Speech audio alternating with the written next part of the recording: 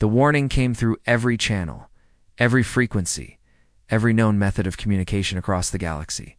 It was simple, direct, and absolute. Do not enter human territory.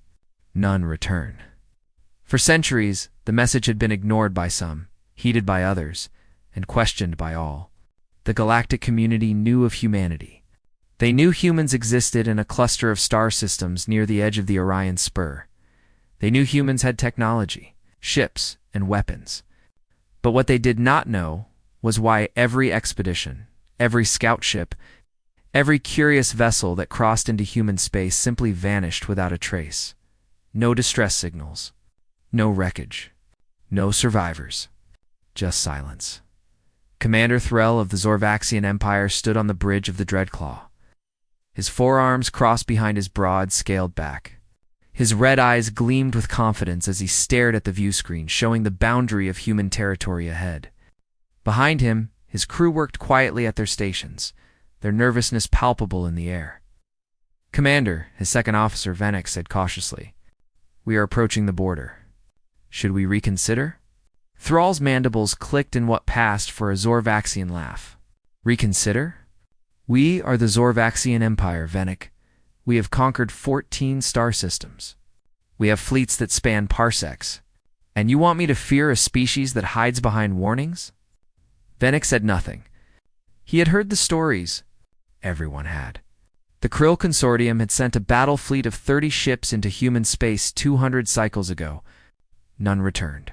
The Centhari Federation had sent their best stealth scouts. Gone. Even the Hive Collective, with their millions of drones and networked intelligence, had lost an entire swarm near the human border. But Threll was not like other commanders.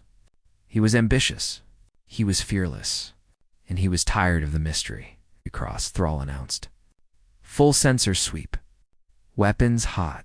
If these humans want to hide, we will drag them into the light."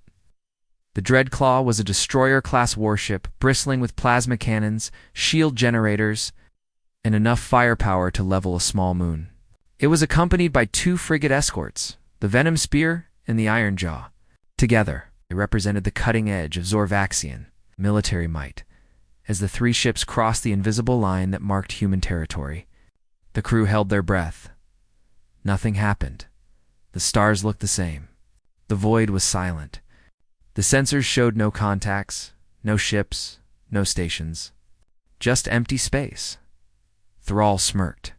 "You see? Myths and legends. There is nothing here." They traveled deeper into human space, scanning every asteroid, every planet, every piece of debris. Hours passed, then days. The crew began to relax. Perhaps the warnings had been exaggerated. Perhaps humanity had died out, leaving only their automated message behind. But then, on the 3rd day, the sensors picked up something. "Commander," the sensor officer called out, his voice tight, "we have a contact. Single ship. Small. 50,000 kilometers ahead." Thrall leaned forward. On screen, the view screen flickered, and there it was. A human ship. It was sleek, angular, painted in matte black, with strange markings along its hull. It was no larger than a corvette, barely a tenth the size of the Dreadclaw. It hung motionless in space, as if waiting. "Hail them," Threll ordered. The communications officer worked his console, sending out a standard first contact protocol in dozens of languages. There was no response. "Again," Threll said. Still nothing. Commander Venix said slowly, "Perhaps we should withdraw. This feels like what?" Threll snapped. "A trap? One tiny ship against 3 warships? Don't be a coward, Venix." He turned to his weapons officer. "Lock weapons. If they do not respond, we fire." The weapons officer hesitated, then nodded. "Locked, Commander?" Thrall raised one clawed hand. "Fire." A plasma bolt lanced through space, a streak of superheated energy designed to vaporize shields and hull alike. It struck the human ship dead center, and the ship didn't even flinch. The plasma dissipated against an invisible barrier, rippling like water against stone. The human ship remained perfectly still, undamaged, silent. Thrall's eyes widened. What kind of shielding is that? Before anyone could answer, the human ship moved. Not forward, not backward. It simply disappeared. Where did it go?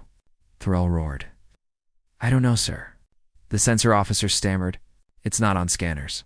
It's not on visual. It's just ... gone. Then the lights went out. The entire bridge plunged into darkness. Emergency lighting kicked in a moment later, bathing everything in a crimson glow. Alarms began to wail. Consoles sparked and flickered. What's happening? Thrall demanded. Systems compromised. The engineer shouted. We're being hacked. No, not hacked. Something's inside our network. Inside? How is that possible? I don't know, sir. It's rewriting our code. It's learning our systems faster than we can lock it out. Thrall's heart pounded. Cut all external connections. Shut down the network. We can't, sir. It's already too deep. On the main view screen, static flickered. Then, slowly, an image formed. A human face. Male, mid-30s, with sharp features and cold, calculating eyes. He wore a dark uniform with no insignia. Behind him was the bridge of the small human ship. Minimalist and efficient. The human spoke. And the ship's translator rendered his words into Zorvaxian. You fired on us. Thrall straightened, forcing confidence into his voice. You entered our engagement zone without identification. You ignored our hails. The human's expression didn't change. You crossed into human territory. You were warned. We are the Zorvaxian Empire, Thrall growled. We do not take orders from you, fired on us, the human repeated, his voice flat. That was a mistake. Connection cut. And then the Dreadclaw shuddered. Hull breach. Someone screamed.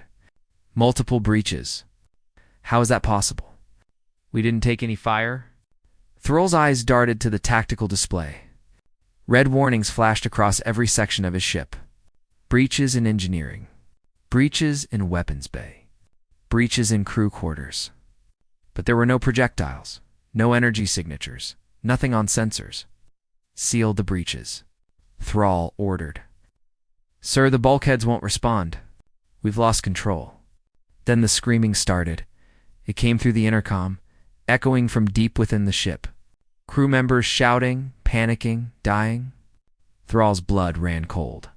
What's down there? He whispered. Vanek pulled up the internal cameras.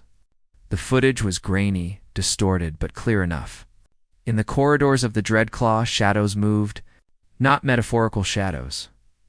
Actual darkness, flowing like liquid, wrapping around crew members and pulling them into the walls, the floors, the ceiling. Some fought back with weapons, but the energy bolts passed through the shadows harmlessly. What are those things? Vanek breathed. I don't know, Thrall said, his voice shaking. The shadows spread, deck by deck, section by section. And with every minute, more crew members vanished. The Dreadclaw was being consumed from the inside. Commander, the communications officer said, his voice trembling, the escort ships, the Venom Spear and Ironjaw. They're gone. Gone. Yes, sir. No wreckage. No distress signal, just ... gone. Thrall stared at the view screen, his mind racing. They had crossed into human territory with pride and arrogance. They had ignored the warnings. And now they were paying the price. The lights flickered again. The shadows were close now. He could feel it. Abandoned ship, Thrall whispered. Sir? Abandoned ship, he roared. Get to the escape pods, now. The crew scrambled, fleeing the bridge in a chaotic stampede. Thrall followed, his forearms pumping as he ran. He reached the escape pod bay, sealed himself inside one of the small capsules, and slammed his fist on the launch button. The pod shot away from the Dreadclaw, spinning into space. Through the viewport, Thrall watched his ship. It hung there, dark and silent, like a corpse. Then, slowly, it began to collapse inward, folding like paper, till it simply ceased to exist. Thrall's pod drifted in the void alone. He checked the readouts. Life support was stable. The beacon was active. Someone would find him. Then a shadow passed over the viewport. He looked up. The small human ship was there, hovering above him, silent, watching, and Thrall finally understood. None return. Asterisk. Thrall's breath came in ragged gasps as he stared up through the viewport of his escape pod. The human ship loomed above him like a predator studying wounded prey. Its black hull absorbed the starlight, making it seem less like a vessel and more like a hole torn in reality itself. His clawed hands trembled as he reached for the communications panel. He had to warn the Empire. He had to tell them what had happened here. His fingers moved across the controls, attempting to send an emergency burst transmission. Nothing. The pod systems were active. The power was flowing, but the signal wouldn't transmit. It was as if something was blocking it, containing it, ensuring that his warning would never leave this place. Please, Thrall whispered into the void, though he knew no one could hear him. Please, I surrender. We made a mistake. We didn't know. The human ship remained motionless, silent. Then, without warning, a beam of pale blue light shot down from its underside, enveloping the escape pod. Thrall felt himself being pulled upward, drawn into the belly of the human vessel like prey being swallowed whole. He wanted to scream. He wanted to fight, but there was nothing he could do. The pod passed through some kind of energy barrier and entered a docking bay. The light faded. Gravity reasserted itself with a gentle pull. Through the viewport, Thrall could see the interior of the human ship. It was pristine, almost sterile, with smooth walls that glowed with a soft ambient light. There were no crew members visible, no soldiers waiting with weapons, just emptiness. A hiss of air told him the bay had pressurized. A moment later, the pod's hatch unlocked from the outside and swung open. Thrall didn't move. He sat frozen in, his seat, every instinct screaming at him to run, though there was nowhere to go. Exit the pod, Commander Thrall. The voice came from everywhere and nowhere, a calm human voice rendered into Zorvaxian by invisible translators. It was the same human from the view screen, though Thrall couldn't see him. Slowly, Thrall unbuckled his harness and stepped out onto the deck. His legs felt weak, his heart hammered in his chest. "Where are you?" he called out, his voice echoing in the empty bay. Everywhere the human replied, "I am this ship. The ship is me. We are integrated." Thrall's mind reeled. You're an AI. Not entirely. I was human once, Captain Michael Reeves, formerly of the Terran Defense Fleet. But definitions become complicated when your consciousness spans a vessel. A section of the wall shimmered, and a holographic projection appeared. It was the same. Human from before, standing casually with his hands clasped behind his back. He looked solid, real, though Thrall knew it was just light and programming. "Why did you bring me here?" Thrall demanded, trying to summon some fragment of his former authority. "Why didn't you just kill me?" "Because killing you would be wasteful," Reeves said simply. "You have information, context, and I want you to understand something before you die." Thrall's voice trailed off. "Yes," Reeves confirmed. "You won't leave here alive, Commander. None of you do. But you will understand why." Reeves gestured, and the walls of the bay suddenly became transparent, revealing the vast expanse of space beyond. Thrall gasped. They were no longer near where his ship had been destroyed. They were somewhere else entirely. Surrounded by thousands, no millions of objects floating in the void. Ships, all of them ships, wrecks of every size, shape, and origin. Zorvaxian destroyers, Krill battlecruisers, Centauri scout vessels, Hive drones, all dead, all silent. A graveyard stretching as far as sensors could detect. "Do you know what this is?" Reeves asked quietly. Thrall couldn't speak. His eyes were locked on the endless field of destruction. "This is the price of curiosity," Reeves continued. "Every ship you see here entered human territory. Every captain thought the warnings were exaggerations. Every crew believed they were special, chosen, superior. They all learned the truth too late. Why?" Thrall finally managed. "Why do you do this? If you wanted to be left alone, You could have established communication, set up patrols, diplomacy. Instead, you just slaughter anyone who crosses your border. Reeves' holographic form turned to face him directly. You think we're the monsters in this story, aren't you? Let me show you something. The transparent walls shifted, and suddenly, Thrall was seeing something else. A memory. A recording. He saw a beautiful blue-green planet orbiting a yellow star. Cities sprawled across continents, connected by glittering lights. Ships moved peacefully through orbital lanes. It was vibrant, alive, thriving. Earth, Reeves said softly. Humanity's homeworld. 300 years ago, scene changed. Now the planet was surrounded by ships, not human ships. Alien vessels. Dozens of different species, all converging on the peaceful world like sharks drawn to blood. First contact, Reeves continued, his voice hardening. We were so excited. We had dreamed of meeting other intelligent life. We prepared messages of peace, offers of trade, cultural exchange. We were naive. Thrall watched as the alien ships opened fire. Not on military targets. On everything. Cities burned. Oceans boiled. Continents were shattered by weapons that tore the crust apart. And through it all, humanity's primitive defense forces fought desperately, hopelessly outmatched. They didn't come to meet us, Reeves said. They came to harvest us. Our world was resource-rich. Our population was seen as potential slave labor. Our resistance was viewed as an inconvenience to be eliminated. The images continued. Refugee ships fleeing Earth, scattered colonies trying to survive in hidden corners of space. Humanity reduced to a fraction of its former population, hunted across the stars. We learned a lesson that day, Commander. We learned that the galaxy is not kind. It is not just. It is brutal and predatory, and mercy is a weakness that gets you killed. The scene changed again. Now Thrall saw human ships, but they were different from anything he had seen before.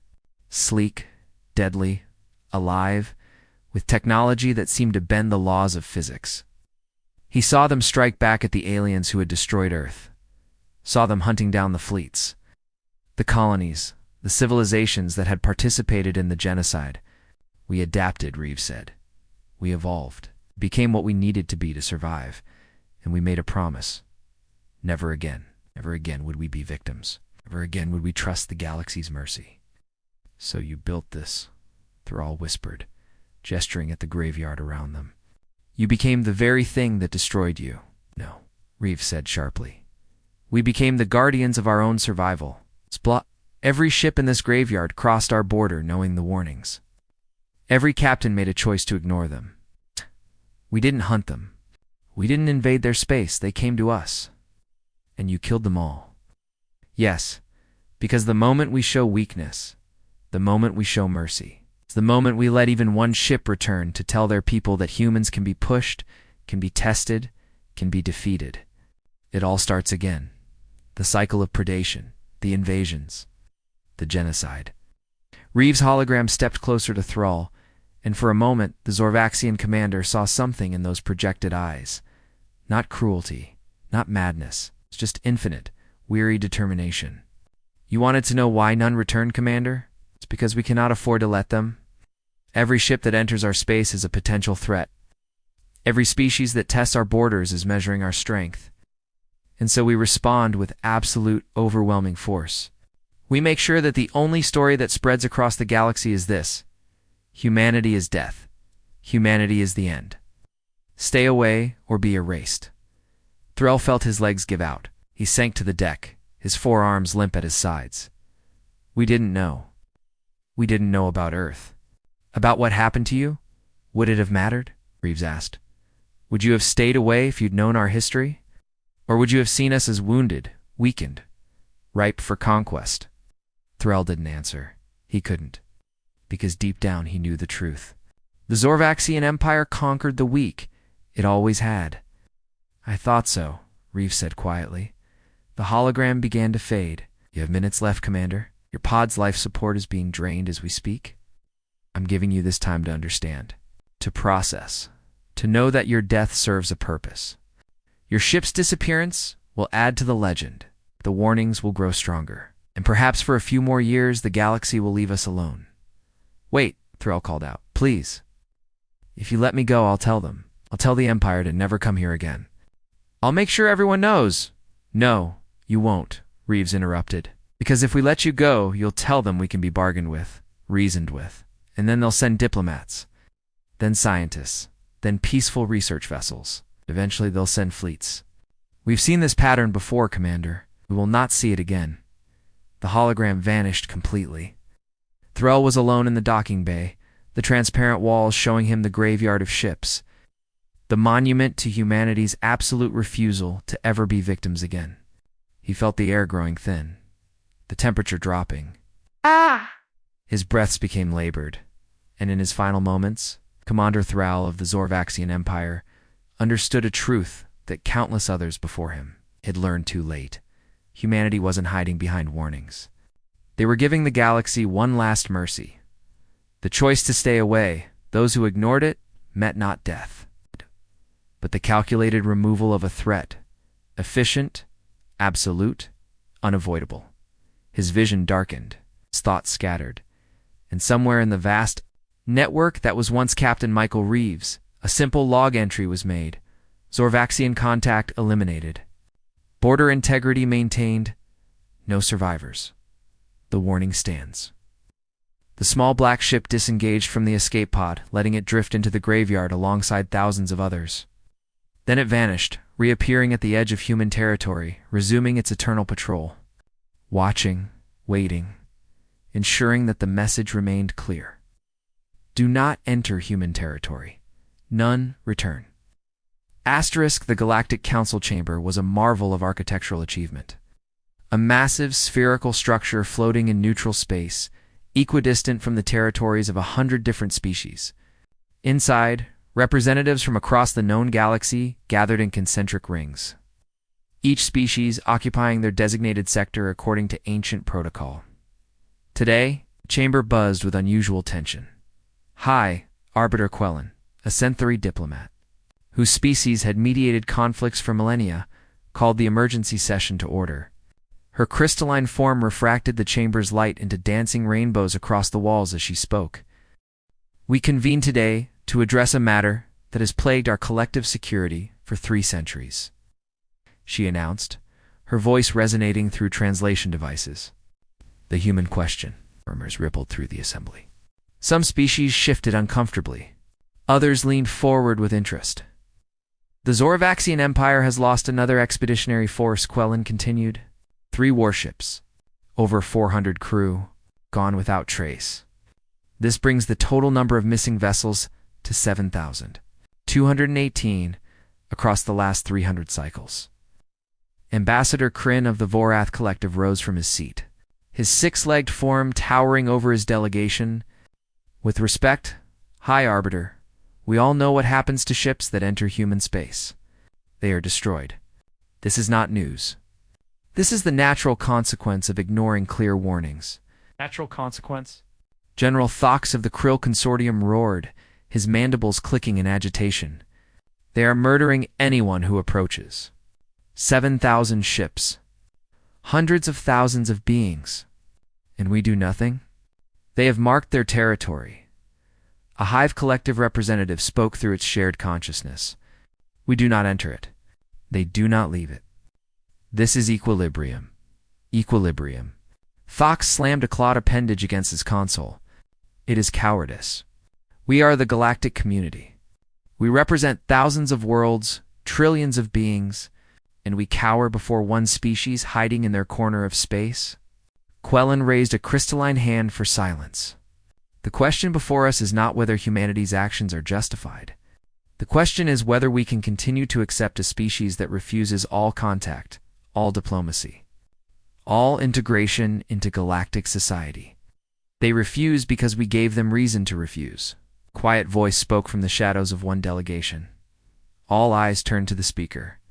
It was Ambassador Varel of the Korath Union, an ancient being whose species rarely involved themselves in council affairs.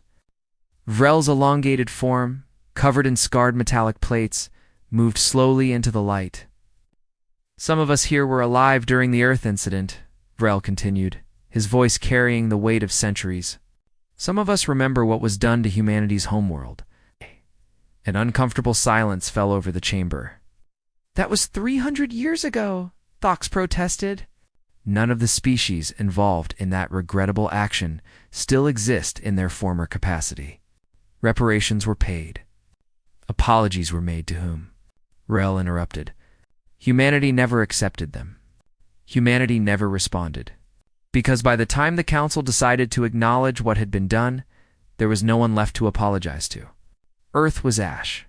The survivors were scattered, and when they finally resurfaced, they had become something else entirely.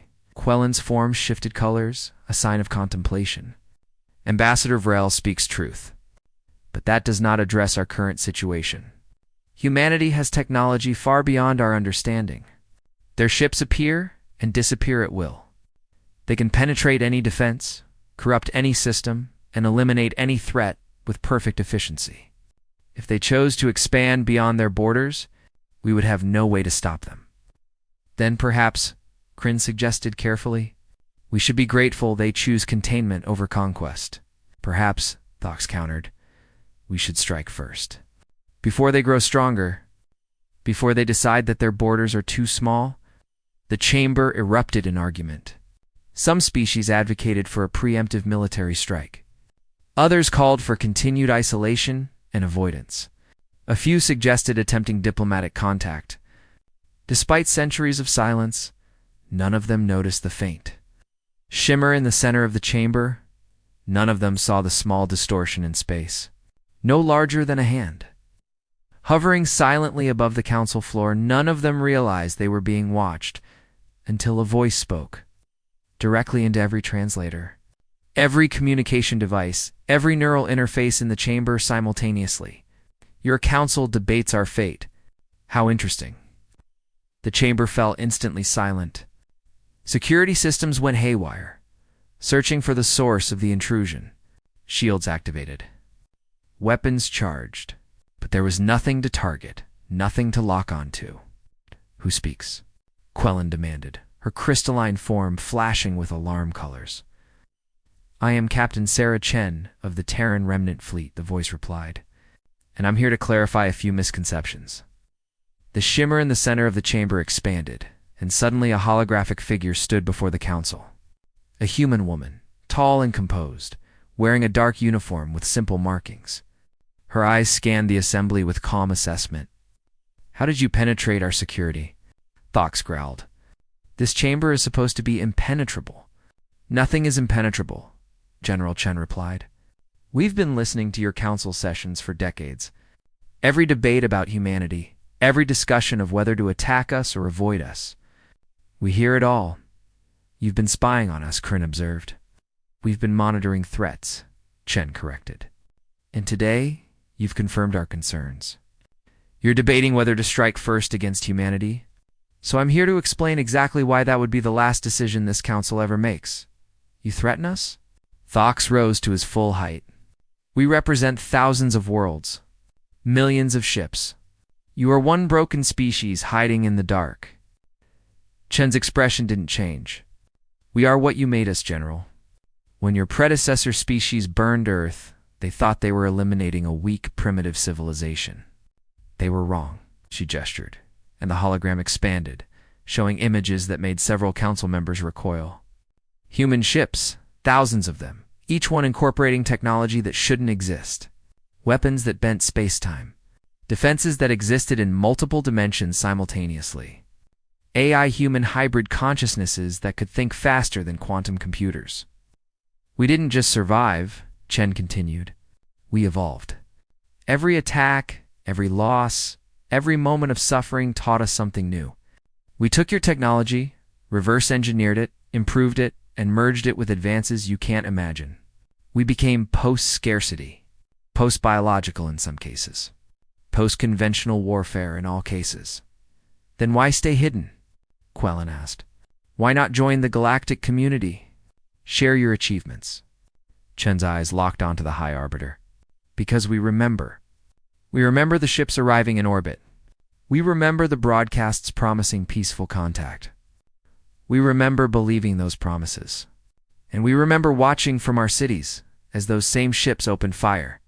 She paused, letting the weight of her words settle. We learned that the galaxy doesn't reward trust. It rewards strength. It rewards fear. So we gave you both. We drew a line and said, cross this and you die. No warnings. No second chances. Just consequences. You've killed hundreds of thousands, Thox accused. We've killed hundreds of thousands who chose to ignore our warnings, Chen corrected. Every ship that enters our space does so, knowing they won't return. That's not murder. That's natural selection. This is madness, a representative from the Yithrok Commonwealth called out. You can't just claim territory and murder anyone who approaches. We can, Chen said simply. We do, and we will continue to do so. Because the alternative is to trust you. Trust the galaxy that burned our homeworld. Trust the council that did nothing to stop it. Trust species that view other life as resources to exploit. She took a step forward, and her holographic form seemed to solidify, becoming more real, more present. But I'm not here to debate morality with you. I'm here to deliver a message. You're considering military action against humanity.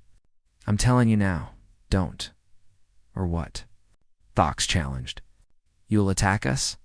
One species against the entire galaxy? No, Chen replied calmly. If you attack us, you'll simply cease to exist. Not dramatically. Not in glorious battle. You'll just ... stop. Your ships will vanish. Your stations will go dark. Your communications will fail. And one day other species will wonder what happened to you. The same way you wonder about the ships that enter our territory, the temperature in the chamber seemed to drop.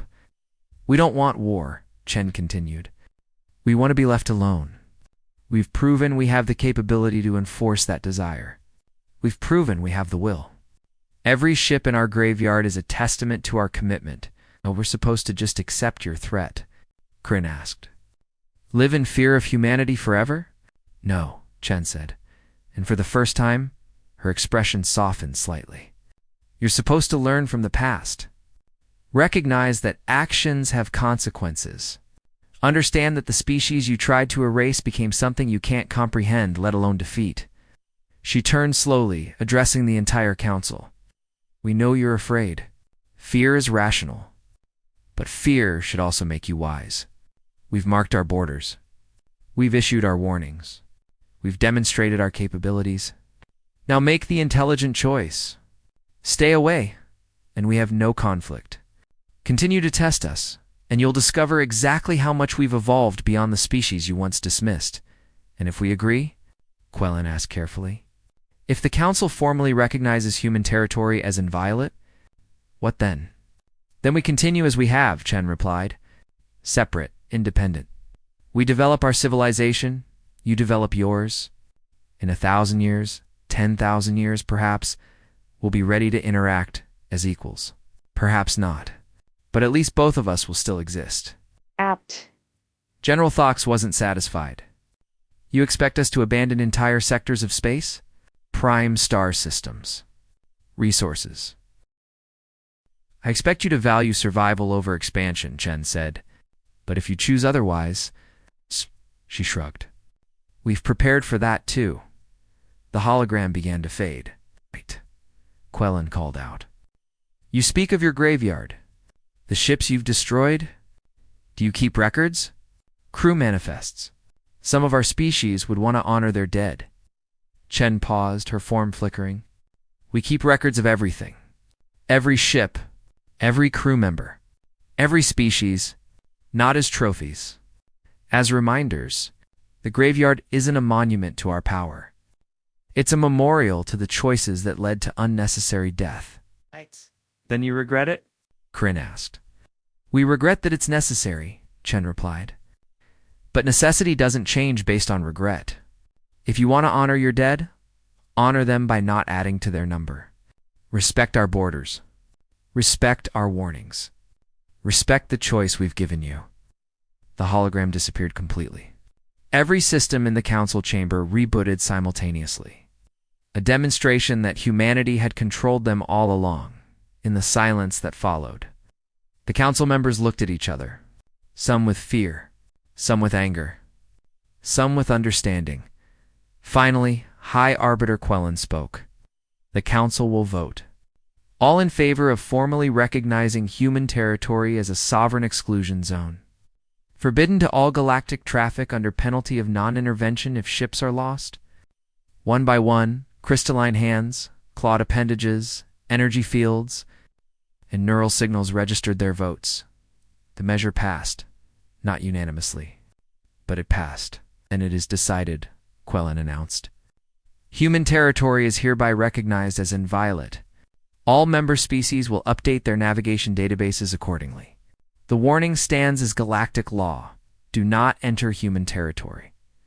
None return. Far away, in the depths of human space, Captain Sarah Chen stood on the bridge of her ship. Watching the council session end through quantum-entangled observation systems, do you think they'll honor it? Her XO asked. Chen was silent for a moment. Some will. Some won't. Will continue to patrol. Continue to enforce.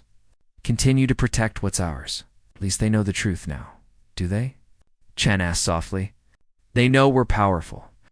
They know we're dangerous. But they don't really understand.